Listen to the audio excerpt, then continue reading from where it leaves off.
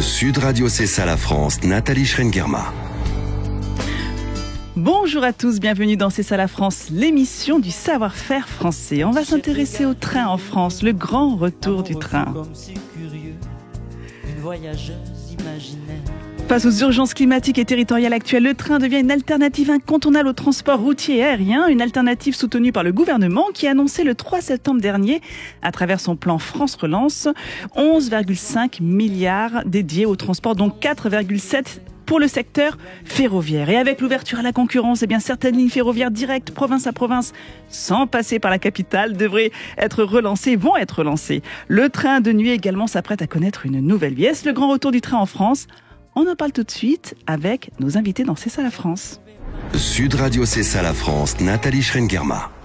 Et nous sommes avec Édouard Hainaut, directeur général de Transdev France. Bonjour Édouard Hainaut. Bonjour Nathalie Schrengerma.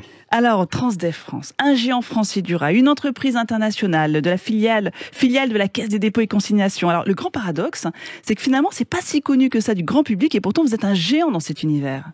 Alors, on est un leader de la mobilité en France et dans le monde, puisque nous comptons 82 000 collaborateurs qui, tous les jours, font voyager 11 millions de passagers et qui, chaque jour, sur les différents modes de transport, on en compte 17 que nous savons exploiter. Ça va du vélo, par exemple, avec le Véligo en Île-de-France, au tramway, au train, bien sûr, mais également aussi au ferry, où nous sommes, par exemple, l'exploitant de la baie de Sydney, sur l'ensemble des ferries de la baie de Sydney, mais aussi à Stockholm, sur l'ensemble des archipels. Et puis, si vous allez à Belle-Île, vous pouvez aussi prendre le ferry avec Transdev. Donc Transdev fait partie de notre quotidien, parfois sans le savoir. Vous avez cité plusieurs villes à l'international. C'est vrai que vous avez fait le choix de vous développer à l'étranger. Vous faites circuler des trains en Allemagne, en Suède, en Nouvelle-Zélande.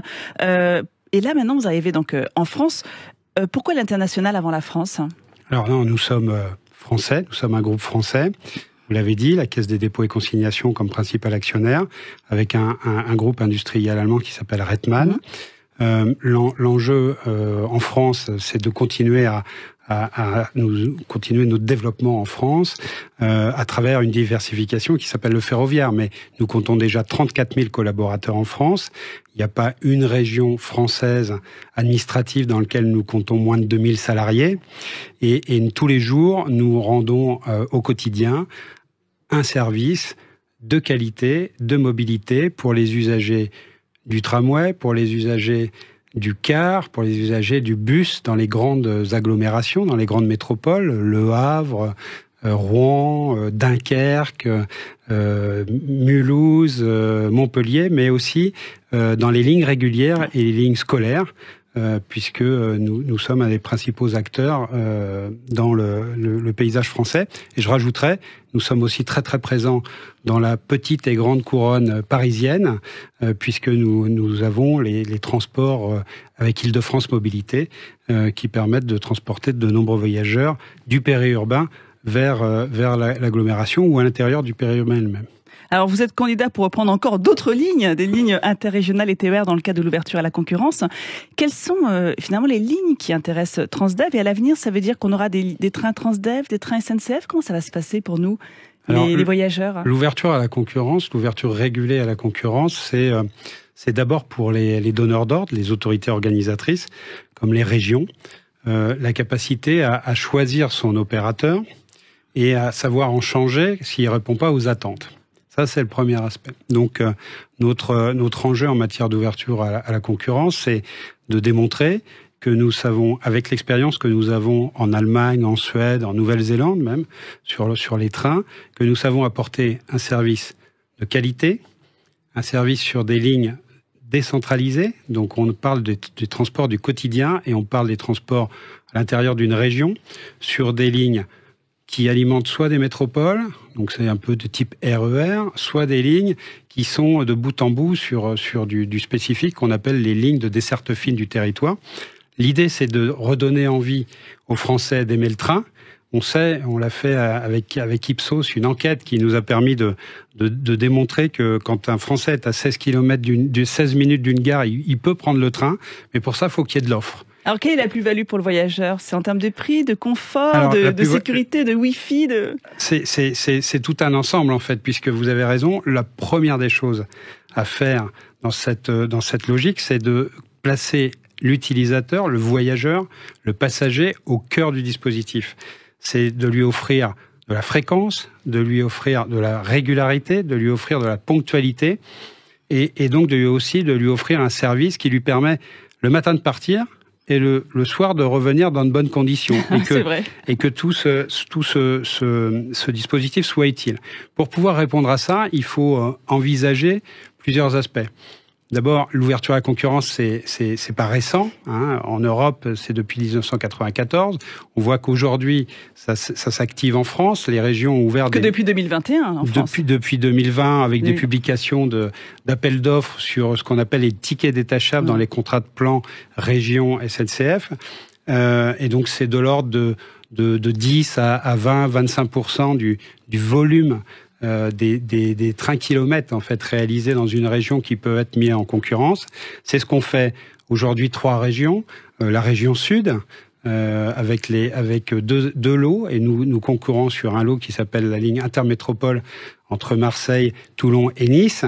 Et puis c'est ce que fait actuellement et prépare la région Grand Est et puis la région Hauts-de-France, pour avoir un service de qualité, un service qui permet aux voyageurs de prendre tous les jours le train avec fiabilité, avec sûreté, et de pouvoir bénéficier des meilleures innovations en termes de service. C'est par exemple peut-être être capable de prendre son billet directement dans la voiture.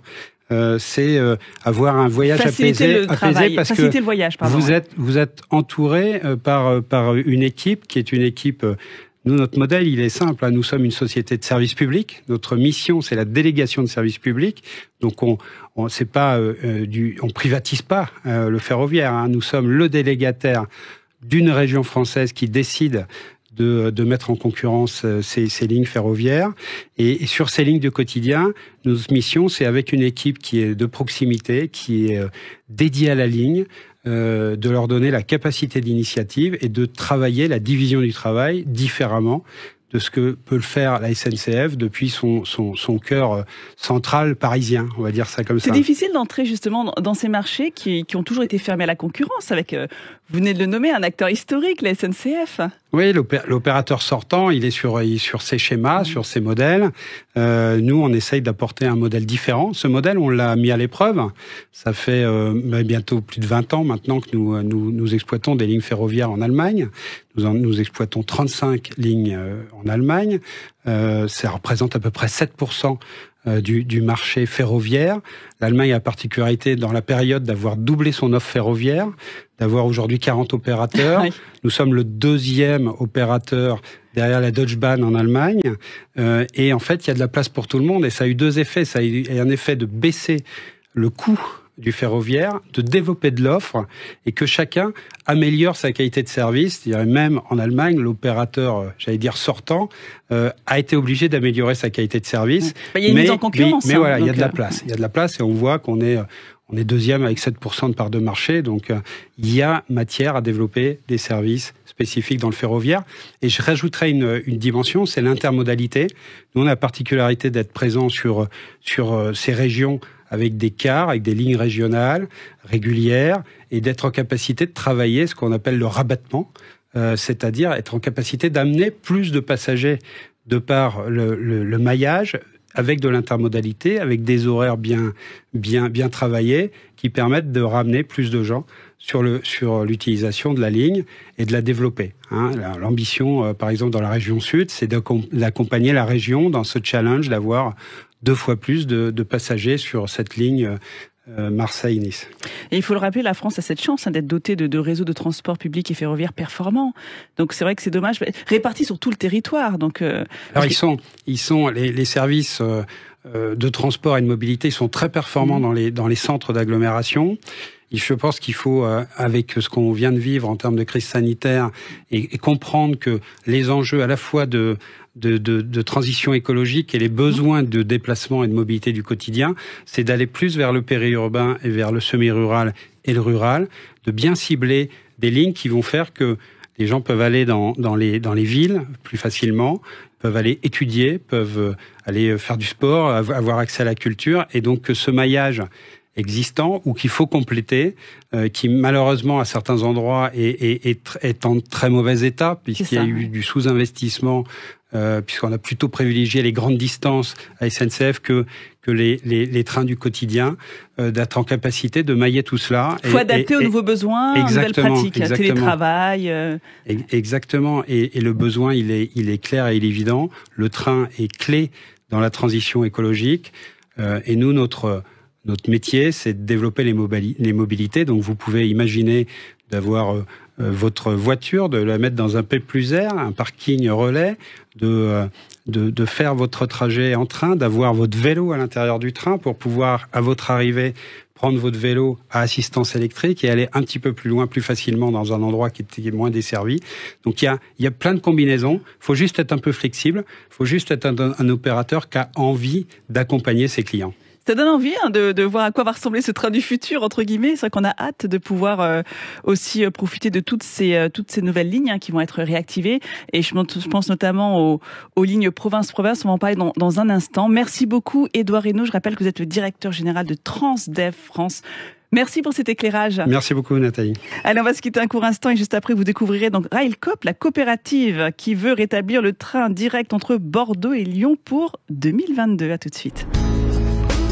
Sud Radio C'est ça la France, midi 30. Nathalie Schrengerma. Et nous voilà de retour dans C'est ça la France, l'émission du savoir-faire français. On s'intéresse au train en France. C'est le grand retour du train. Les lignes ferroviaires directes, province à province, qui vont être lancées sans passer par la capitale. Alors, on l'a évoqué justement avec Transdev, un acteur incontournable. Mais après la RATP, Transdev, un autre acteur français s'intéresse aussi à l'ouverture à la concurrence du transport ferroviaire. Il s'agit de Railcoop. On en parle tout de suite dans C'est ça la France. Sud Radio, c'est ça la France. Et nous sommes en ligne avec Quentin Neurore, membre du conseil d'administration de Railcoop. Bonjour Quentin Neurore. Bonjour. Alors je le disais à l'instant, c'est vrai que Railcoop, première coopérative de train en France, veut établir un train direct entre Bordeaux et Lyon pour 2022. Est-ce que vous pouvez déjà nous présenter ce qu'est Railcoop? Parce que on est loin de la RATP, de Transdev. Là, c'est une coopérative, c'est la première coopérative ferroviaire en France. C'est ça, et même peut-être en Europe et dans le monde, à notre connaissance. Donc effectivement, on est la première coopérative ferroviaire, donc ça veut dire qu'on a vocation à faire circuler des trains au nom de Railcoop. Et donc notre premier projet, vous l'avez cité, c'est donc le Bordeaux-Lyon dont on vise le lancement en mi-2022, donc l'an prochain. Et la particularité de ce Bordeaux-Lyon, c'est qu'il passe par un itinéraire par le centre de la France, là où actuellement, quand vous cherchez Bordeaux-Lyon sur les calculateurs d'itinéraire, on vous fait quasiment systématiquement passer par Paris, avec des TGV. Donc nous, on a choisi un trajet qui soit direct, donc sans changement entre Lyon et Bordeaux. Et pour recontextualiser les choses, ça existait, non, en 2014, jusqu'en 2014, et là, il n'y a plus de ligne, c'est ça, de train direct entre Bordeaux et Lyon?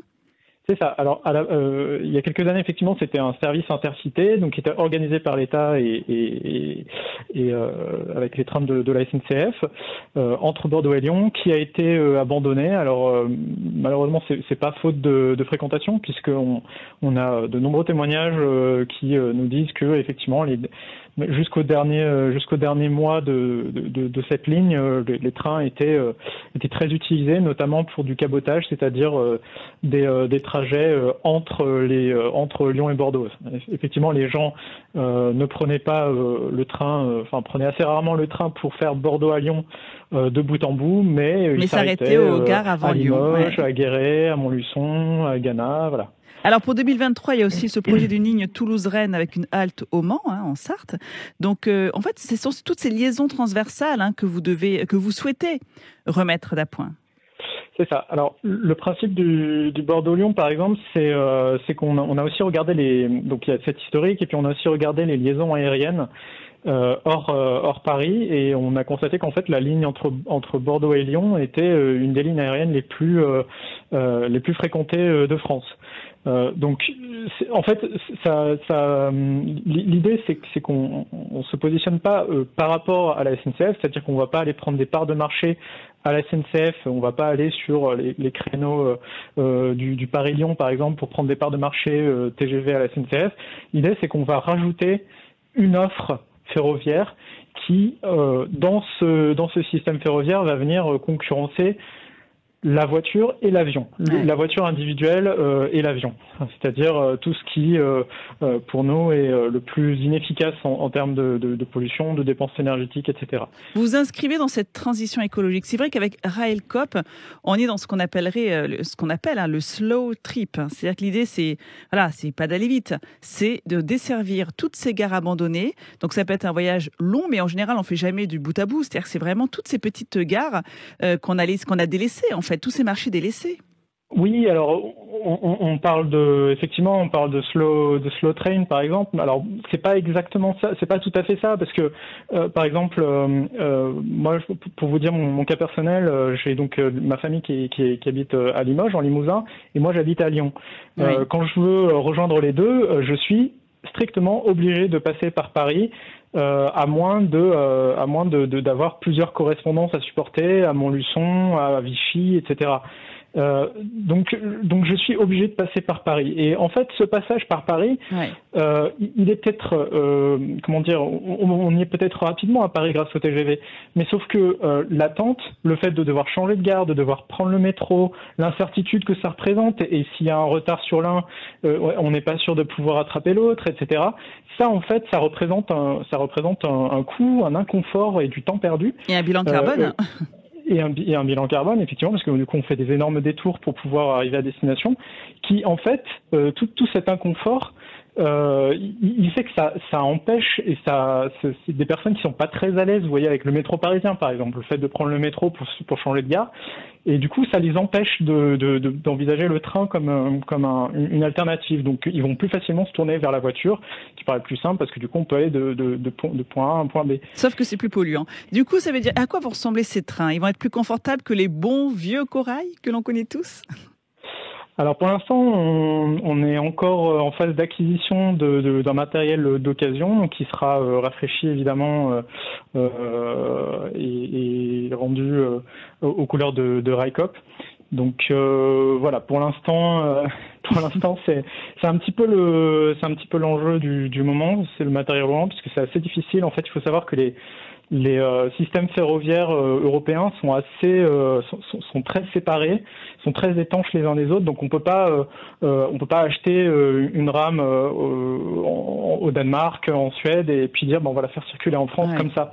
En fait, il faut passer des homologations, ce qui prend du temps, ce qui coûte cher, etc. Et ce qui, pour un petit acteur comme nous, représente un très gros investissement, un très gros poids. Donc du coup, effectivement, on est obligé de se tourner plutôt vers du matériel d'occasion qui se trouve en France et qui a déjà circulé sur les réseaux français. Donc le plus gros, l'enjeu pour vous, c'est vraiment déjà de récupérer ce matériel et pour 2022, lancer cette première ligne bord de Lyon. Ça, c'est vraiment le principal enjeu. Et juste pour revenir quand même, parce que bien nous expliquer, c'est quoi une coopérative justement ferroviaire en France?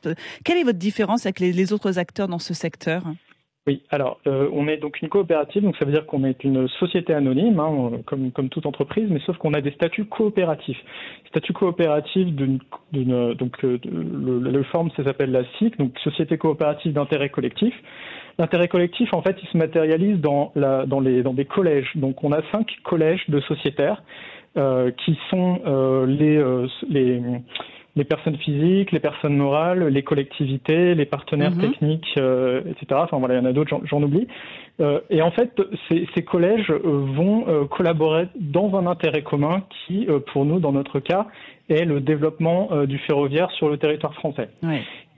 Et donc, comment ça se matérialise concrètement? Ça se matérialise dans le fait que vous avez plusieurs types d'acteurs, donc différents types d'acteurs, des associations, des collectivités, des personnes physiques, etc., qui unissent leurs forces dans ce but-là. Et concrètement, comment ça se matérialise? On a mis en place des cercles de réflexion de sociétaires sur des sujets divers et variés. Alors, par exemple, on a un cercle qui réfléchit aux futures offres que pourra faire Railcoop, au prochain trajet que pourra proposer Railcoop.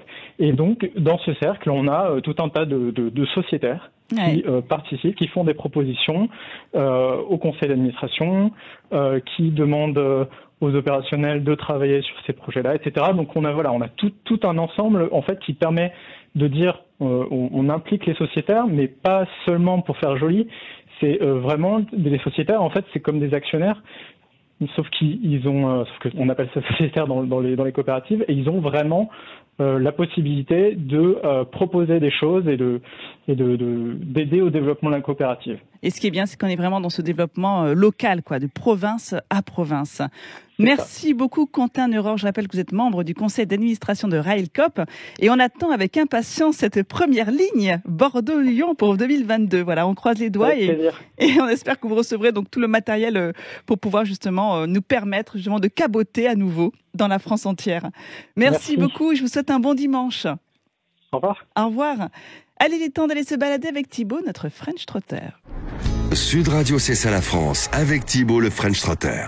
Bonjour Thibaut. Bonjour Nathalie. Alors de quoi allez-vous nous parler aujourd'hui ? Eh bien, on va rester dans la thématique du chemin de fer. Mais les trains dont je vais vous parler sont des reproductions, généralement au 1,87e, la fameuse échelle HO. Vous l'avez compris, je vous emmène dans l'univers des trains électriques. Plus précisément, dans la plus ancienne boutique française de modélisme ferroviaire. Elle s'appelle O Pullman. Elle est située près de la gare Saint-Lazare à Paris. Et elle fête cette année ses 75 ans. Et c'est son gérant, Venceslas Dumazo, qui m'a reçu. Il était en train de faire circuler une belle loco sur son réseau de démonstration. Écoutez.